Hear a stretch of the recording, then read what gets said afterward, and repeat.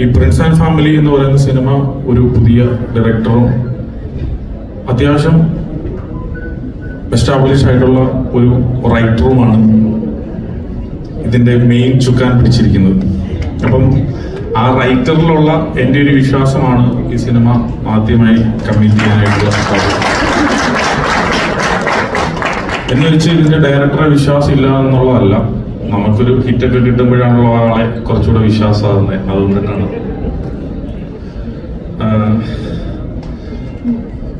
ഡയറക്ടറിന്റെ പണി നല്ല രീതിയിൽ ചെയ്തിട്ടുണ്ട് എന്നുള്ളതാണ് എൻ്റെ ഒരു വിശ്വാസം. അങ്ങനെ മലയാള സിനിമയ്ക്ക് ഒരു ഡയറക്ടറും കൂടെ വരികയാണ്, ബിൻഡോ സ്റ്റീഫൻ.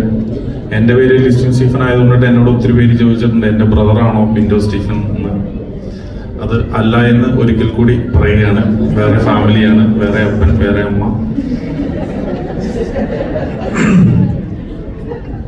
എന്നെ സംബന്ധിച്ച് ഒരുപാട് ആർട്ടിസ്റ്റുകളുടെ കൂടെ ഞാൻ സിനിമ നിർമ്മിച്ചിട്ടുണ്ട്.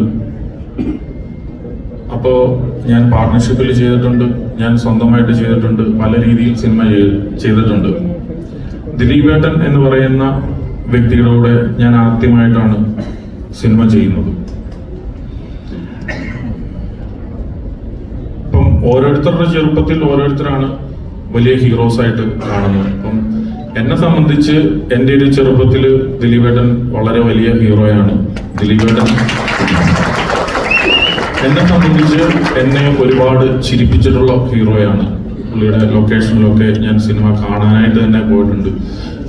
ജോണി ചേട്ടൻ തന്നെ സംവിധാനം ചെയ്തിട്ടുള്ള 1-2 പടങ്ങളിൽ തന്നെ ഞാൻ ലൊക്കേഷനിൽ വന്നിട്ടുണ്ട്. അപ്പം ഒരു കുറച്ച് അകലത്തിൽ നിന്ന് കാണാനായിട്ട് അന്ന് പറ്റിയിട്ടുണ്ട്. പിന്നീട് സിനിമയിൽ വന്നു പല ഹീറോസുമായിട്ട് സിനിമയിൽ സഹകരിക്കാനായിട്ട് പറ്റിയിട്ടുണ്ട്. അങ്ങനെ ദിലീപേട്ടനുമായിട്ട് ആദ്യമായിട്ട് സഹകരിക്കുന്ന ഒരു സിനിമ.